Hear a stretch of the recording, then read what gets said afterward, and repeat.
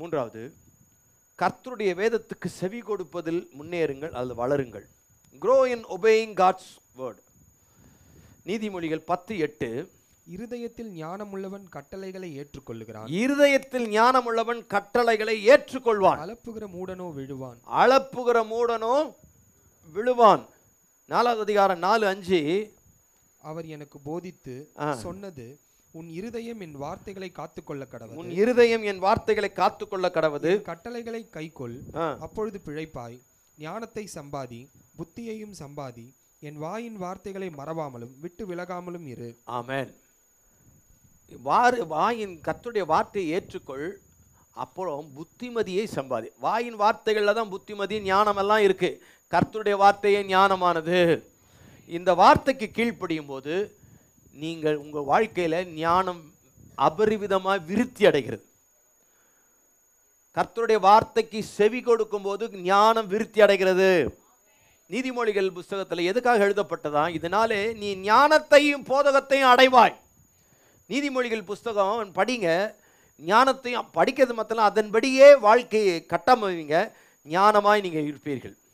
ஆமென். கர்த்தருக்கு ஸ்தோத்திரம். 119வது சங்கீதம் 97லேருந்து 100 வரைக்கும். உமது வேதத்தில் நான் எவ்வளவு பிரியமாய் உமது வேதத்தில் நான் எவ்வளவு பிரியமாய் இருக்கிறேன். நாள் முழுதும் அது என் தியானம். நாள் முழுவதும் அது என் தியானம். நீர் உம்முடைய கற்பனைகளை கொண்டு என்னை என் சத்துருக்களிலும் அதிக ஞானமுள்ளவன் ஆக்குகிறீர். என்னை என் சத்துருக்களிலும் அதிக ஞானமுள்ளவன் ஆக்குகிறீர். அவைகள் என்றைக்கும் என்னுடனே இருக்கிறது. அவைகள் என்றைக்கும் என்னுடனே இருக்கிறது. உம்முடைய சாட்சிகள் என் தியானமாய் இருக்கிறபடியால் சாட்சிகள் என் தியானமாய் இருக்கிறபடியால் எனக்கு போதித்தவர்கள் எல்லாரிலும் அறிவுள்ளவனாய் இருக்கிறேன். உம்முடைய கட்டளைகளை நான் கை கொண்டிருக்கிறபடியால் முதியோர்களை பார்க்கிலும் ஞானமுள்ளவனாய் இருக்கிறேன். ஆமென். முதியோர்களை பார்க்கிலும் ஞானமுள்ளவனாய் இருக்கிறேன். கர்த்தருடைய வார்த்தைக்கு செவி கொடுத்து கை கொள்ளும் போது 3 பேரை விட நீங்க ஞானவான்களா இருப்பீங்க. அல்லேலூயா. 3 பேரை விட. முதலாவது 98ல் சத்துருக்களை விட அதிக ஞானம். ஆமென்.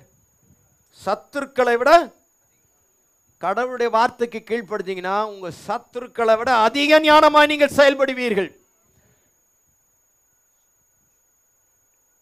சத்துருக்கள் எல்லாம் கதை முடிச்சுட்டு வருவாங்க, ஆனால் நீங்கள் அவங்கள விட அழகாக அதிகமாக ஞானமாக இருப்பீங்க. இயேசு கிறிஸ்துவுக்கு எத்தனையோ முறை கேள்வி மேலே கேள்வி கேட்டாங்க.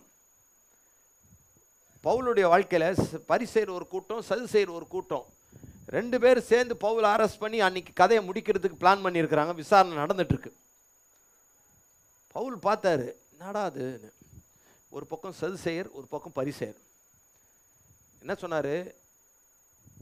நான் உயிர்த்தெழுதலை குறித்து நியாயம் விசாரிக்கப்படுகிறபடியால் இங்கே விலங்கிடப்பட்டு நான் நிற்கிறேன். உயிர்த்தெழுதலை குறித்து சாட்சி கூறும்படி நான் நிற்கிறேன்னு வார்த்தை விட்டார் பாருங்க. உடனே பரிசேயர்லாம் உயிர்த்தெழுதல் தானே, அது கரெக்ட் தானே. நாங்கள் சதுசேயர் இல்லை உயிர்த்தெழுதல் இல்லவே இல்லை. நாங்கள் என்ன இவங்க 2 பேருக்குள்ள முட்டிச்சு. ஊர் 2 பட்டுச்சுன்னா அவ்வளோதான். இவர் அழகாக எஸ்கேப் ஆகி வெளியே வந்துட்டார்.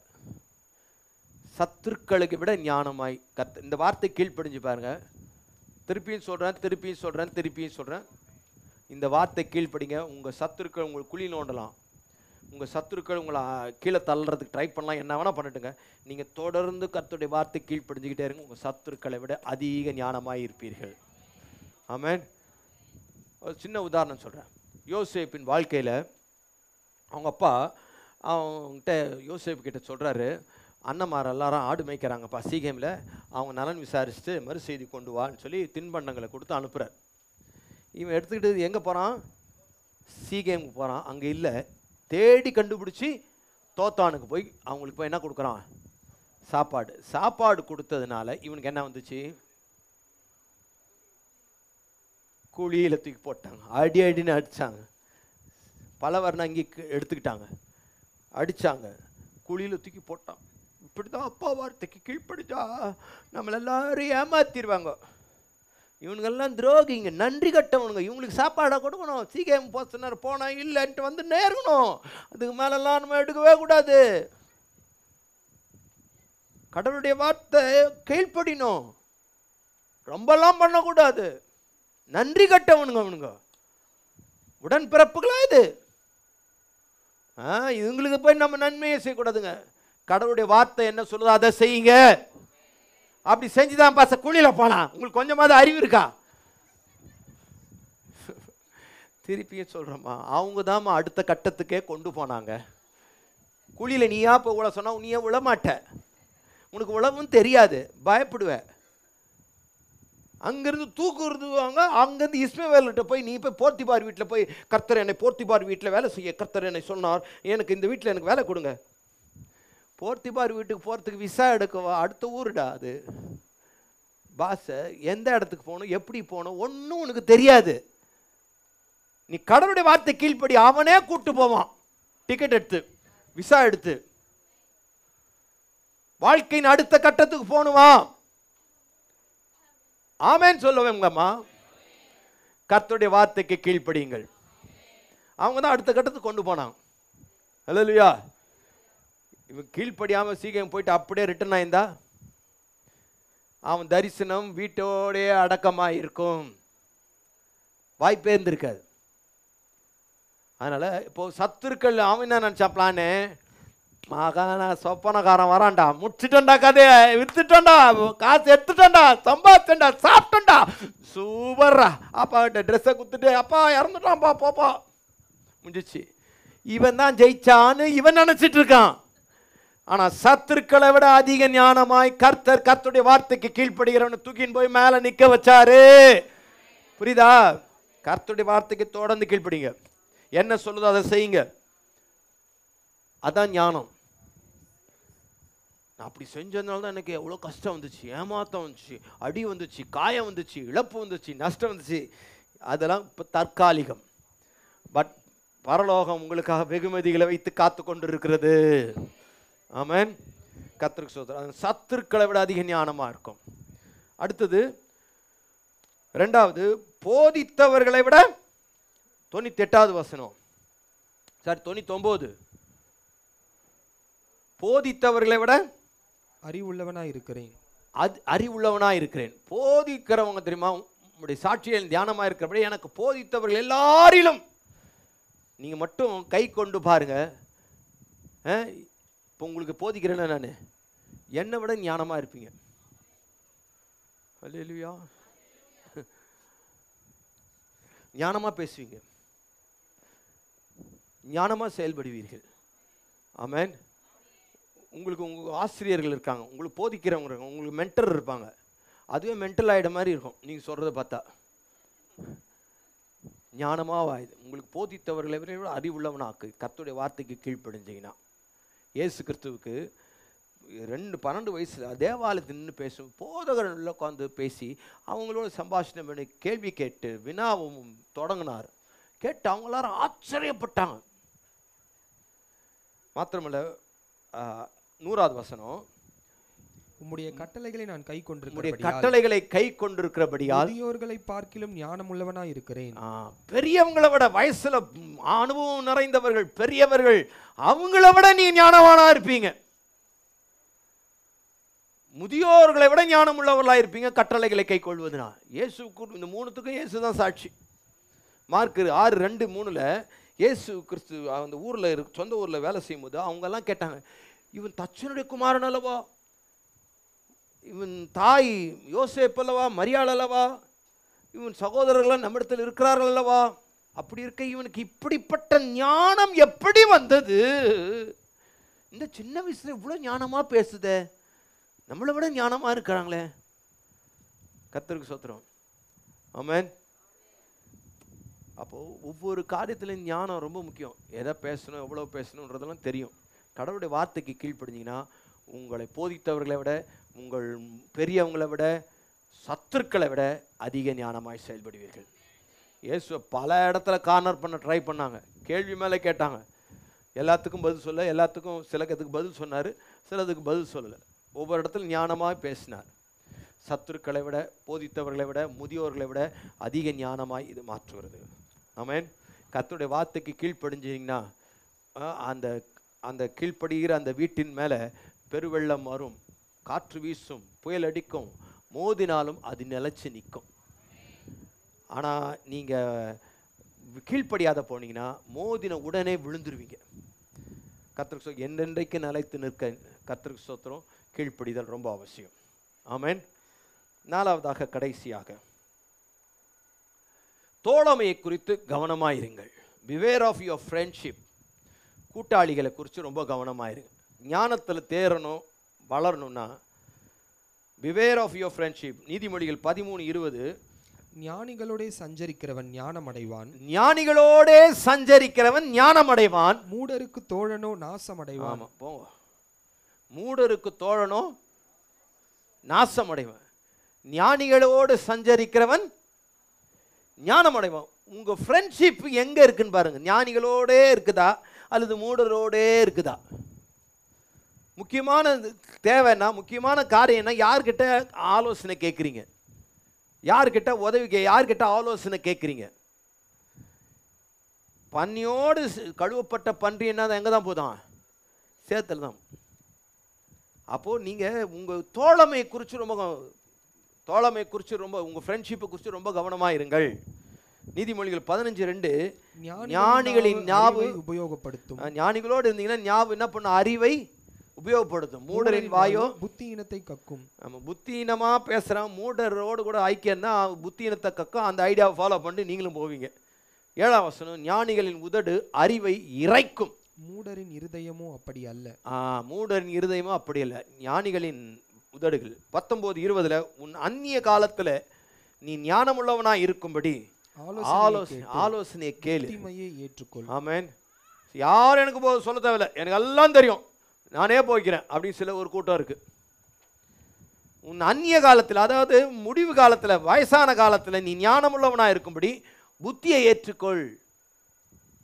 கேளு, ஆலோசனை கேட்டு புத்திமதியை ஏற்றுக்கொள்ளுங்கள்.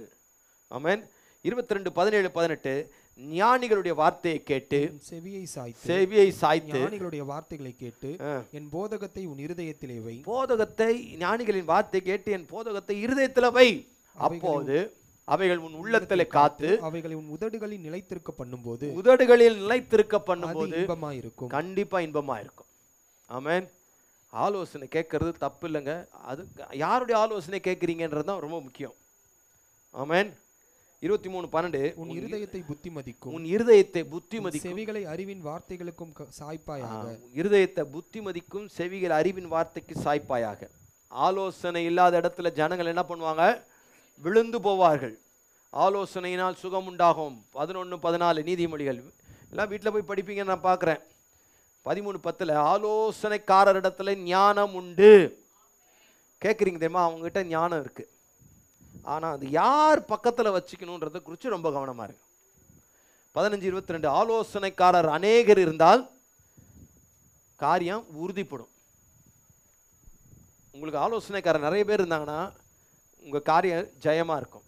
20:18 ஆலோசனையினால் எண்ணங்கள் ஸ்திரப்படும். 24:6 ஆலோசனைக்காரர் அநேகரால் ஜெயம் கிடைக்கும். ஆமென். உங்கள் ஃப்ரெண்ட்ஷிப்பை குறித்து கவனமாக இருங்க. ஆலோசனை கேளுங்கள். யார்கிட்ட கேட்கணுன்றதை பற்றி ரொம்ப கவனமாக இருங்க. பரியாசக்காரன் இருக்கானே, ஞானத்தை தேடியும் கண்டுபிடிக்க மாட்டான். அவன் கிண்டல் பண்ணுறவன், கேலி பண்ணுறவன், எப்போ பார்த்தாலும் இன்னொருத்தரை பற்றி குறை சொல்லினே இருக்கிறது. தயவுசெய்து இந்த குறை பேசுகிறாங்க தெரியுமா, அது ஞானமே இல்லை. அது தயவு செய்து நீங்கள் புரிஞ்சுக்கோங்க. இயேசுவே கல்லேறியில் அமைதியாயிட்டார். கல்லேறியக்கூடிய சரியான தகுதியான நம்பரை அவரே கல்லே எடுக்கலை. அதனால் நீங்கள் இந்த யூடியூப்பில் பார்த்தீங்கன்னா, அப்பா ஒருத்தன் விழுந்துட்டானா போதும், அது பிடிச்சி சுற்றி வலிச்சு போட்டு நெய்யை முஞ்சி எடுத்து அதில் கொஞ்சம் லாபம் சம்பாதிக்கிறதுக்கு நிறைய இருக்கிறாங்க. தேவையில்லாததில் தலையிடாதீங்க. கர்த்தருக்கு ஸ்தோத்திரம். 15:12 ஞானவான்களிடத்தில் பரியாசக்காரன் போகவும் மாட்டான். நீ அவனை ஃப்ரெண்டாக வச்சுருந்தீங்கன்னா அவன் என்ன பண்ணுவான்? 2 உதாரணங்கள் சொல்கிறேன். தானியேல் 2ஆவது அதிகாரத்தில் பெரிய சொப்பன ராஜா காண்றார். அந்த சொப்பனத்துக்கு அர்த்தம் சொல்லணும்னு கேட்குறாரு. மந்திரவாதிகள்லாம் சொல்கிற சொப்பனம் சொல்ல அர்த்தம் நான் ஒன்று சொல்ல நீ ஒன்று சொல்கிறதுக்கா? நீயே சொல்கிற எல்லாத்தையும். சரி, எனக்கு முடியலன்னு சொல்லி ஒதுங்க முடியாது. ஒதுங்கினா மரண தண்டனை, எல்லாரும் சாகடிக்கணும் அப்படி நெருமை வந்துச்சு. அப்போ தானியேலும் அப்படிப்பட்ட நிலைமை. தானியேல் அங்கே இருக்கிறான். தானியேல் 2ஆவது அதிகாரம் 13ஆம் வசனம். ஞானிகளை கொலை செய்ய வேண்டும் என்கிற கட்டளை வெளிப்பட்ட போது தானியேலையும் அவன் தோழரையும் கொலை செய்ய தேடினார்கள். பின்பு தானியேலையும் அவன் தோழரையும் கொலை செய்ய தேடினார்கள். தானியேல் என்ன பண்ணா? 17ஆம் வசனம். பின்பு தானியேல் தன் வீட்டுக்கு போய் தானும் தன் தோழரும் பாபிலோனில் மற்ற ஞானிகளோட கூட அழியாதபடிக்கு மற்ற ஞானிகளோடு அழியாதபடிக்கு இந்த மறைபொருளை குறித்து பரலோகத்தின் தேவனை நோக்கி இரக்கம் கேட்கிறதற்காக அனனியா, மீஷாவேல், அசரியா என்னும் தன்னுடைய தோழருக்கு இந்த காரியத்தை அறிவித்தான். பின்பு ராக்காலத்தில் தரிசனத்திலே தானியேலுக்கு மறைபொருள் வெளிப்படுத்தப்பட்டது. அப்பொழுது தானியேல் பரலோகத்தின் தேவனை ஸ்தோத்தரித்தான். பின்பு தானியேல் சொன்னது, தேவனுடைய நாமத்துக்கு என்றென்றைக்கும் உள்ள சதா காலங்களிலும் ஸ்தோத்திரம் உண்டாவதாக. ஞானமும் வல்லமையும் அவருக்கே உரியது. ஆமென். ஞானமும் வல்லமையும் அவருக்கே உரியது. தானியேல் ஒரு பிரச்சனை வரும்போது யாரோட சேர்ந்தான்? நல்ல நண்பர்கள், ஜெபம் பண்றவங்களோட சேர்ந்து இதுக்கு மறைபொருளை தேடினான். எப்படி எஸ்கேப் ஆகலாம், யாரை போட்டு கொடுக்கலாம், எதை பண்ணலாம். சோத்திரம். நல்ல நண்பர்களை தெரிந்து கொண்டார்கள். ஞானம் அவர்களுக்கு கர்த்தரை தேடினாங்க. கர்த்தர் அதை வெளிப்படுத்தினார். ஆமென். ஸோ அந்த கூட இருக்கிற நல்ல ஜெபம் பண்ணுறவங்களா பாருங்கள், கடவுளுக்கு பயப்படுற மக்களாக இருக்கட்டும். அடுத்தது 1 ராஜாக்கள் 12வது அதிகாரத்தில் சாலோமோனுடைய குமாரன் ரெகோபயாம் காலத்தில் மக்கள் எல்லாம் ரெகோபயாம் இடத்துல வந்து, நீங்கள் வீட்டில் போய் படிப்பீங்கன்றதெல்லாம் நானே சொல்லிடுறேன். மக்கள் எல்லாம் ரெகோபயாம் இடத்துல வந்து, காரியங்கள் இப்படி இருக்குது, உங்கள் தகப்பனார் இப்படி இருந்தார், நீங்கள் எங்களுக்கு கொஞ்சம் மாற்றி செய்யணும், கொஞ்சம் நல்ல ஆட்சி தரணும், புது ராஜா நீங்கள் வந்திருக்கிறீங்க, எங்களுக்கு சாதகமாக இருக்கணும், எங்களுக்கு பிரயோஜனமாக இருக்கும், பயனுள்ளதாக இருக்கணும், எங்கள் விருப்பத்தெல்லாம் எங்கள் கோரிக்கையெல்லாம் வைக்கிறோன்னு சொல்லி கோரிக்கை வச்சாங்க. அதுக்கு ராஜா சொன்னார், 3 நாள் கழிச்சு வாங்க, உங்களுக்கு நான் பதில் சொல்கிறேன்னாரு. இந்த 3 நாளுக்கு இடைப்பட்ட இதுக்கு காலத்தில் இவர் என்ன பண்ணார்? முதியவர்களை, அரசாங்கத்திலேருந்து மூப்பர்கள் முதியவர் இடத்துல ஆலோசனை கேட்டார் ரெகோபயாம். அப்போ முதியவர்கள் என்ன சொன்னாங்க ஆலோசனை? ஆமாம்மா, ராஜா தகப்பனை கொஞ்சம் கடினமாக இருந்தார், நீங்கள் கொஞ்சம் லகுவாக்கிக்கோங்க, மக்களோடு சுமூகமாக இருங்க, நல்ல உறவில் இருங்க, அப்போ மக்கள் உங்களோடு கூட இருப்பாங்க, மக்களுக்கு உங்களுக்கு ஆதரவு தருவாங்க, மக்களோடு நீங்கள் சேர்ந்து பயணிங்க அப்படின்னு சொன்னாங்க. அப்படியா, சரி சரி இருக்கட்டும்ன்ட்டு இவர் என்ன பண்ணார்? ரெகோபயாம் வாலிபர்களோடு, சின்ன பிள்ளைல வாலிபர்களோடு கேட்டார். அப்போ வாலிபர் சொல்லுவாங்களா, என்ன சொல்லலாம், என்ன பண்ணலாம்? உடனே வாலிபர்கள்லாம் ஒரு ஆலோசனை கொடுத்தேன். இந்த பார், உங்கள் அப்பா அது வந்து சுண்டு வரல் மாதிரி இருந்ததுன்னா, அது சுண்டு வரல் இடுப்பு மாதிரி இருந்ததுன்னு அர்த்தம். இப்போது அதாவது இவங்க என்ன சொல்கிறாங்க, எங்கள் தகப்பனாருக்கு சுண்டு வரல், எங்கள் தகப்பனாருடைய இடுப்பு என்னுடைய சுண்டு வரலுக்கு விட குறைவாக இருக்கும், அதாவது அதிகமாக இருக்கும். அதாவது தகப்பனார் வந்து ரொம்ப ரொம்ப ஸ்ட்ராங்காக சொல்லியிருந்தாருன்னா அது என்னுடைய சுண்டு வரலுக்கு சமமாக இருக்கும், கட்டளை ரொம்ப கடினமாக இருக்கும், பெருசாக இருக்கும், அதனால் இப்படிலாம் இருக்காது, அதனால் போயிட்டு வாங்கன்னு சொல்லு அப்படின்னு. இந்த ரெகோபயாம் வாலிபர்கள் சொன்ன ஆலோசனையை கேட்டு அவங்கக்கிட்ட அப்படியே சொன்னான், இல்லை இல்லை, எங்கள் தகப்பனை விட நான் ரொம்பவே கடினமாக இருப்பேன், அவருக்கு சுண்டு வரல்னா இது வந்து இடுப்பு அளவுக்கு இருக்கும், பார்த்துக்கோ, அதனால் ஜாக்கிரதையாக இருங்க அப்படின்னு எச்சரித்து அனுப்பிச்சிட்டார். இதனால் ஜனங்கள் எல்லாரும் ரெகோபயாமுக்கு ஆதரவு தரல, சப்போர்ட் பண்ணல, அது பாட்டுக்கு போயிடுச்சு. அதுக்கப்புறம் ராஜ்யம் 2ஆக உடைக்கப்பட்டது. என்ன சொல்ல, அப்போ யாருடைய ஆலோசனை கேட்டு நடக்க போகிறீங்க? திருமண காரியம், வேலை விஷயம், ஒரு முக்கியமான காரியம், கடன் வாங்க போகிறீங்க, கடன் வாங்க போகும்போது போய் வாங்கி நீங்களா போய் வாங்கி கண்டுபிடிச்சி வாங்கி நானுமா வாங்கிட்டேன்ற மாதிரி இருக்கீங்க. அப்போ அடைக்கும் போது வரும்போது, பாஸ்டர் கடன் அடைக்க முடியல பாஸ்டர், ஜெபம் பண்ணுங்க பாஸ்டர், நீங்கள் தான்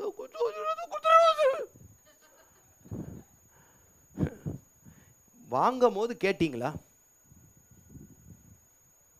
சோத்திரம். வாங்கலாம் வாங்க வேண்டாம், ஏதாவது ஒரு ஐடியா கொடுத்துருப்பேன். ஹல்லேலூயா. வாங்கும் போது சிக்கலில் மாட்டிக்கிட்டு முடிச்சுட்ட பிறகு அப்புறமா கேட்குறீங்க.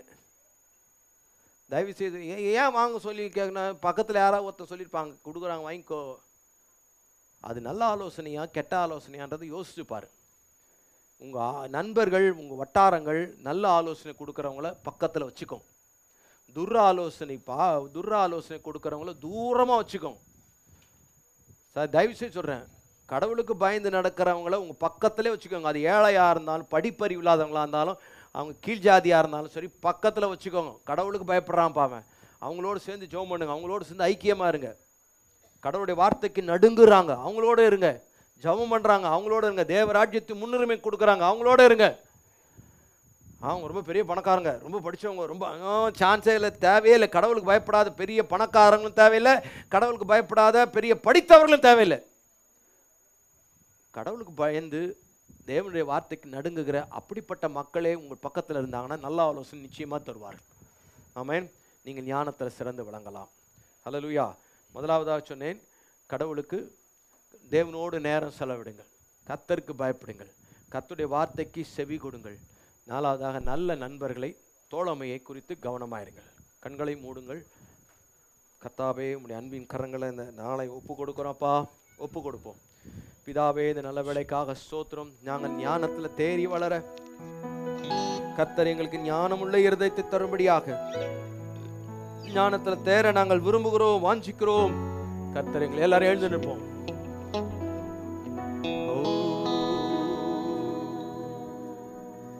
என் ஞானம் கல்வி செல்வங்கள் யாவும் ஒன்றுமில்லை குப்பை என்றெண்ணுகிறேன். என் ஞானம் கல்வி செல்வங்கள் யாவும் ஒன்றுமில்லை குப்பை என்றெண்ணுகிறேன். என் நீதி நியாயங்கள் அழுக்கான கந்தை என்றே உணர்ந்தேன் என் இயேசுவே. என் நீதி நியாயங்கள் அழுக்கான கந்தை என்றே உணர்ந்தேன் என் இயேசுவே. அழைத்தவரே உம்மில் பிழைத்திடவே, அக்னியில் உமக்காய் உழைத்திடவே. அழைத்தவரே உம்மில் பிழைத்திடவே, அவனியில் உமக்காய் உழைத்திடவே. அர்ப்பணிக்கின்றேன் என்னை இன்றே ஏற்றுக்கொள்ளும் என் இயேசுவே.